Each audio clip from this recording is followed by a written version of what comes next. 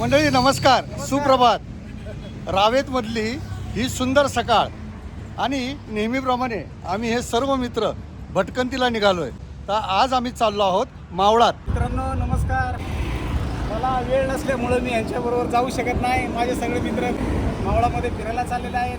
त्यांना सगळ्यांना best of luck, enjoy. Thank you.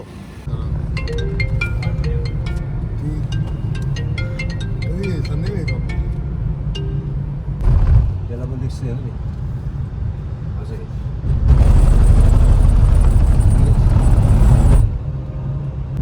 सकाळी गेले.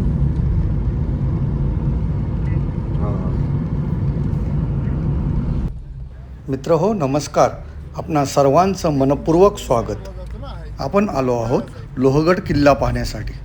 PCMC रावेत येथून जुन्या मुंबई पुणे मार्गाने मळवली रेल्वे स्थानक क्रॉस करून भाजेगाव मार्गे पुढे एक छोटासा अरुंद असा घाट रस्ता पार करून आम्ही आता लोहगडच्या पायथ्याशी पोचत आहोत. लोहगडचे अंतर मुंबईपासून 100 किलोमीटर तर पुण्यापासून साधारण 60 किलोमीटर आहे. पुणे जिल्ह्यातील लोणावळ्यापासून हे अंतर साधारणतः 12 किलोमीटर असून आपणास येथे येण्यासाठी खाजगी वाहनं उपलब्ध आहेत. येथून जवळच असणाऱ्या मळवली रेल्वे स्टेशनपासून हे अंतर 7 किलोमीटर आहे. अनेक ट्रेकर्स मळवलीहून भाजेमार्गे ट्रेक करत 2-2.5 तासाचा प्रवास करत पायथ्याशी असणाऱ्या लोहगड वाडीपर्यंत सहज येतात. मजबूत तटबंदी असणाऱ्या या लोहगडावर जाण्यासाठी चांगला पायरी मार्ग असल्याने चढणीला काही त्रास होत नाही. सन 1909मध्ये भारत सरकारने हा किल्ला राष्ट्रीय संरक्षित स्मारक म्हणून घोषित केलेला आहे. येथे भेट देणाऱ्या पर्यटकांना प्रतिमानशी ₹25 प्रवेश फी आकारली जाते. हिरवागार निसर्ग, थंडगार वारा आणि सभोवतालचा नयनरम्य परिसर पाहत आपण साधारण 30 मिनिटात गडावर पोहोचतो. येथे भेट देण्याचा सर्वोत्तम काळ हा ऑक्टोबर ते मार्च असा आहे. पावसाळ्यातसुद्धा अनेक हौशी पर्यटक येथील वातावरणाचा आनंद घेण्यासाठी भेट देतात. आम्ही आलो आहे हा एप्रिल महिना आहे आणि या महिन्यात देखील येथील थंड वाऱ्यामुळे तशी फारशी उष्णता जाणवत नाही. मजबूत बांधकाम असणाऱ्या या पायरी मार्गाने गडावर जाताना आपण सह्याद्रीच्या डोंगर रांगांमध्ये असणारे अनेक गडकोट किल्ले तसेच आजूबाजूचा निसर्गरम्य असा परिसर आणि पवना नदीचे सुंदर असे पाणलोट क्षेत्र पाहत प्रवास करतो.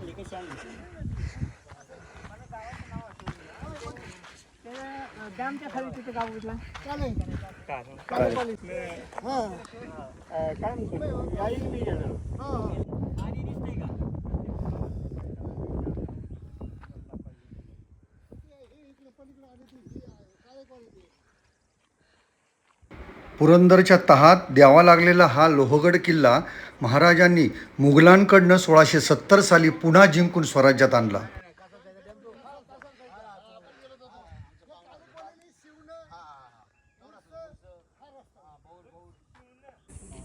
मित्र हो, हा सुंदर असा एकदम विहंगम नजारा लोहगडवरनं दिसणारा. हे पहा समोर आहे हा तिकोना किल्ला. हे पवना डॅमचं बॅकवॉटर आहे. हा तुंग किल्ला समोर जो उंच कडा दिसतोय तो, आणि त्याच्याच मागे आहे हा मोरगिरी किल्ला.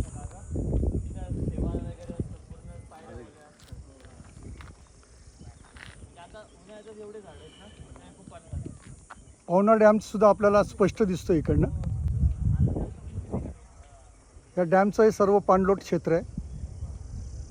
सुंदर नजारा.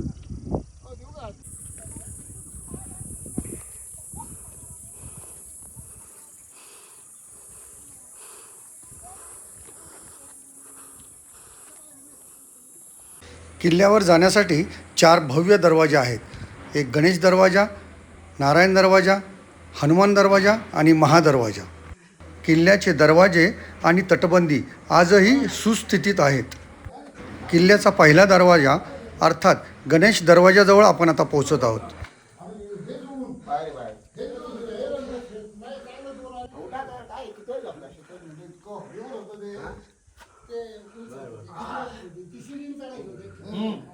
ओके. आणि उभी होती उभी दरवाजा उघडून घ्या. शिवाजी महाराजांचं ते शपथ घेतली त्याचं काय नाव करणी आपले रायरेश्वर फक्त ते एक- निजामशाही आदिलशाहीसारख्या अनेक राजवटी या किल्ल्याने पाहिलेल्या आहेत. छत्रपती शिवाजी महाराजांनी या किल्ल्याचा वापर प्रामुख्याने स्वराज्यासाठी केला.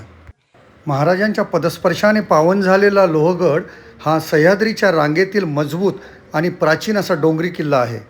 येथील तटबंदी तसेच बुरुजावरून पवन मावळाच्या संपूर्ण प्रदेशाचं दर्शन होतं.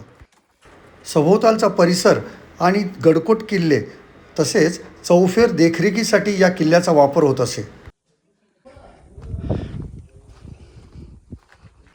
येथे जवळपास असणारी निसर्गरम्य आणि ऐतिहासिक स्थळं म्हणजे तुंग तिकोना किल्ला, विसापूर फोर्ट, पवना डॅम, प्राचीन भाजे आणि कार्ला लेणी तसेच आई एकविरा देवीचे मंदिर. लोहगडाला भेट देण्याची वेळ सकाळी 9 ते संध्याकाळी 6 अशी आहे. 5 वाजता प्रवेश बंद केला जातो आणि वरील पर्यटकांना गड उतार होण्यासाठी सूचना केल्या जातात.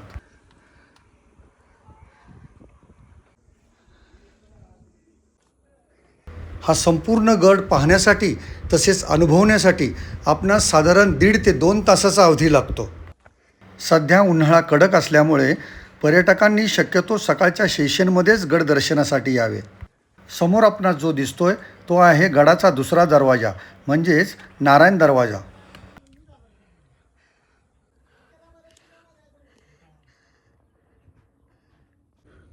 नारायण दरवाजा नारायण दरवाजा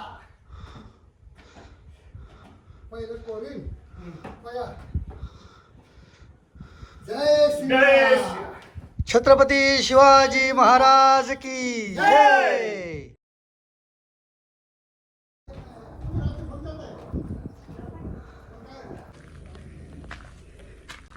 हा आहे गडावरील मुख्य टेहाळणी बुरुज. या बुरुजावरून शत्रू सैन्यावर बारीक नजर ठेवली जात असे.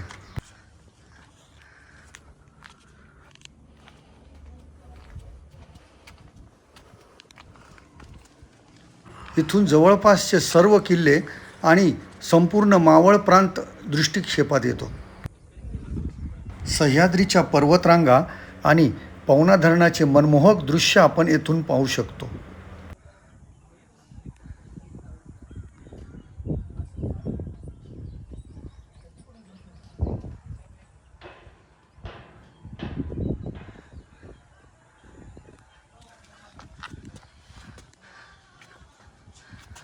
तटबंदी आणि बुरुजावर अनेक ठिकाणी आपणास असे छोटे गवाक्ष दिसतात. यांना गंजा असे म्हणतात. युद्धकाळात शत्रूवर या ठिकाणाहून छुपा मारा करण्यात येत असे.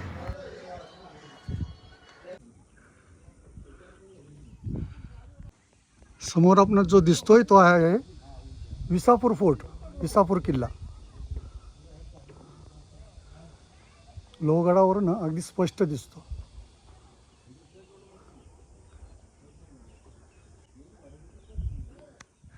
हा इथे लोहगड आहे आणि समोर विसापूर.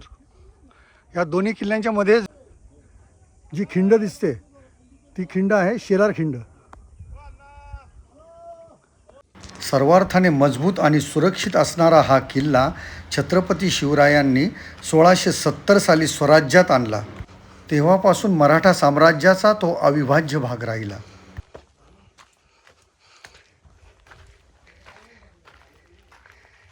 धान्याचे कोठार आहे ते.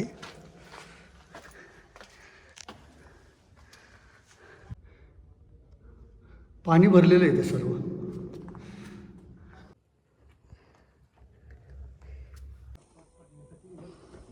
इथून पुढे आपण जातो ते तिसऱ्या दरवाजात. या दरवाजाचे नाव आहे हनुमान दरवाजा. या किल्ल्याच्या सर्व दरवाजांची रचना पाहिली तर आपणास हा किल्ला स्वराज्यासाठी किती महत्त्वाचा होता हे लक्षात येते. इथून पुढे काही पायऱ्या चढून वर गेल्यावर आपण पोचतो ते किल्ल्याच्या महाद्वारात, चौथ्या आणि शेवटच्या महादरवाजात. आपल्या जाणत्या राजाची दूरदृष्टी आपणास इथे पाहायला मिळते. हा दरवाजा गोमुखी आकाराचा असून सहजासहजी शत्रूच्या दृष्टीस पडणार नाही किंवा शत्रू सहज समोरून हल्ला करू शकणार नाही अशी याची रचना आहे. दोन्ही बाजूस भक्कम तटबंदी आणि मोठे बुरुज असणाऱ्या या अभेद्य अशा दरवाजाचे नाव आहे महादरवाजा. या नक्षीदार महिरपी महाद्वारात आपणास लोखंडाचे अणकुचीदार खिळे असणारे तसेच लोहाचे कडीकोंडा आणि मजबूत साखळ्या असणारे 2 महाकाय दरवाजे दिसतात.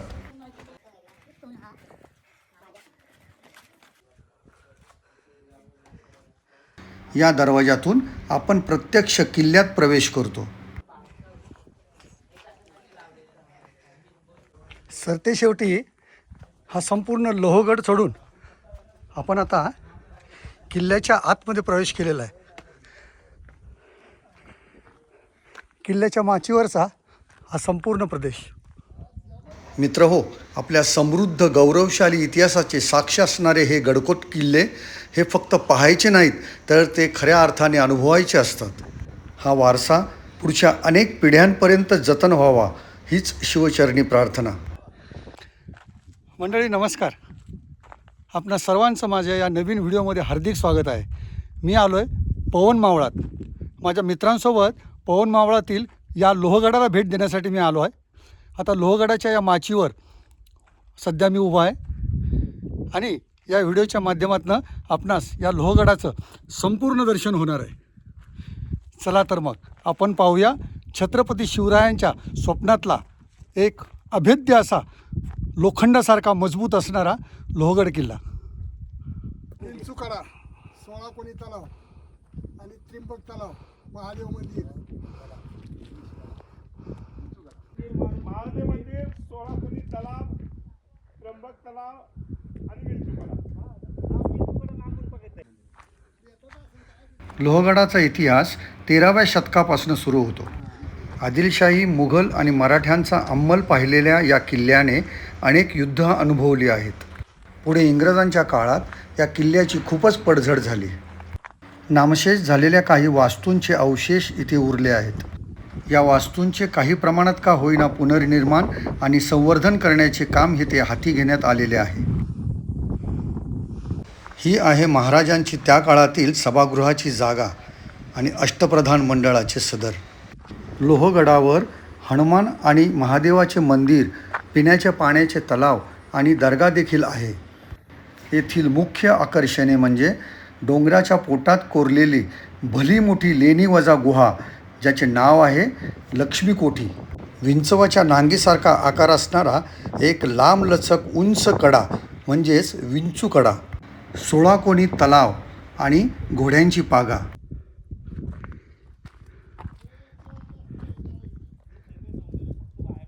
घोड्याची पागा पाहून आपण या डोंगराच्या कडेने पुढे चाललो आहोत लक्ष्मीकोठी पाहायला. या डोंगरात कोरलेली भव्य अशी लेणी, एक भली मोठी गुहा पाहून आपण थक्क होतो.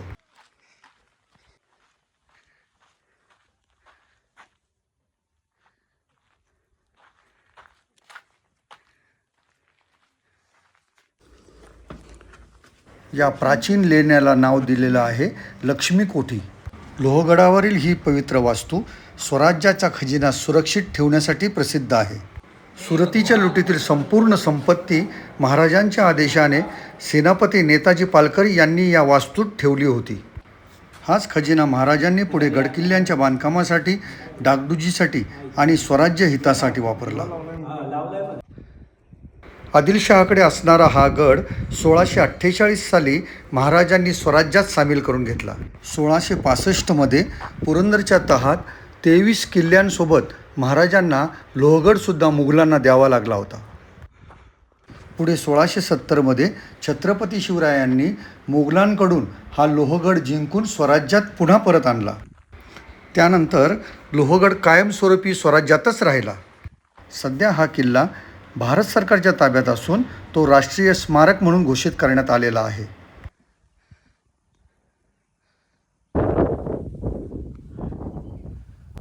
समोर विसापूर फोर्ट आहे हा, आणि हा पायथ्याचा प्रदेश आहे सर्व. इथे समोर मळवली स्टेशन आहे, रेल्वे स्टेशन, आणि त्याला लागूनच असणारा एक्सप्रेस वे सुद्धा आपल्याला इथून दिसतो.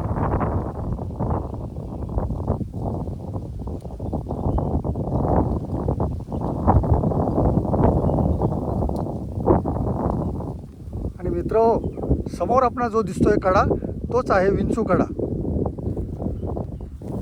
या लोहगडाचं शेवटचं टोक. इथेच समोर कडेलोट पॉइंट सुद्धा आहे.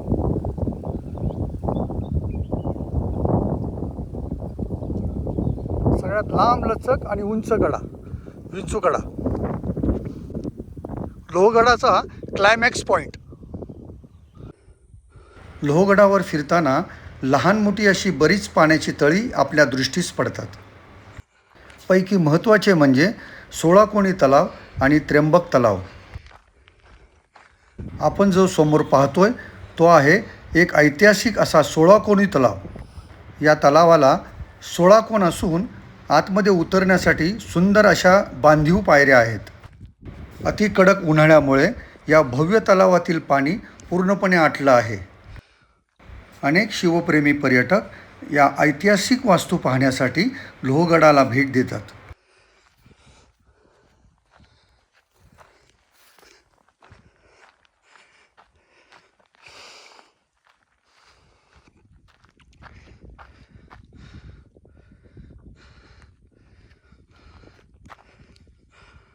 लोहगडाचा खूप सारा परिसर फिरून झाला आहे.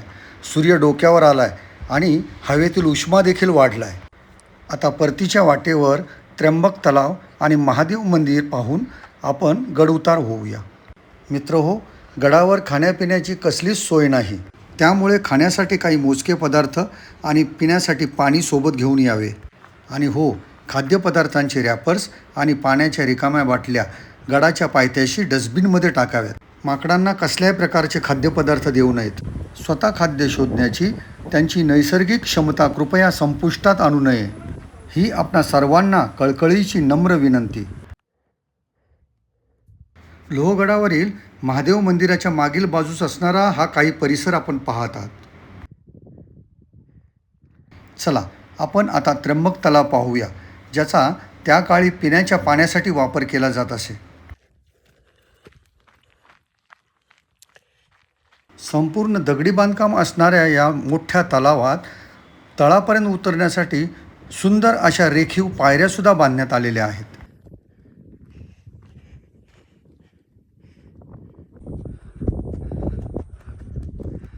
शक्तीचे प्रतीक मानल्या जाणाऱ्या मारुतीरायाला नमन करून मंदिरात आपण शंभू महादेवाचं दर्शन घेऊया.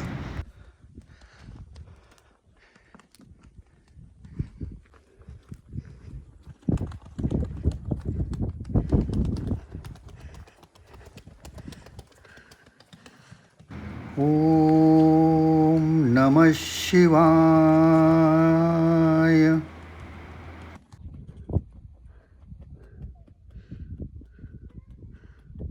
तर मित्रहो, संपूर्ण लोहगड किल्ल्याचा परिसर फिरून झाला आहे. खूप छान आणि सुंदर परिसर आहे. इथे आल्यावर एक वेगळ्या प्रकारची ऊर्जा मनात येते आणि छत्रपतींचा इथले सहवास असल्याचा आपल्याला एक अनुभूती येते. चला तर मग हा संपूर्ण पवित्र परिसर फिरून आम्ही आता गड उतार होत आहोत. छत्रपती शिवाजी महाराज की जय. तर मित्र, तुर्तास मी आपला निरोप घेतो. आपणास हा व्हिडिओ कसा वाटला हे मला कमेंट बॉक्समध्ये नक्की कळवा. हर हर महादेव.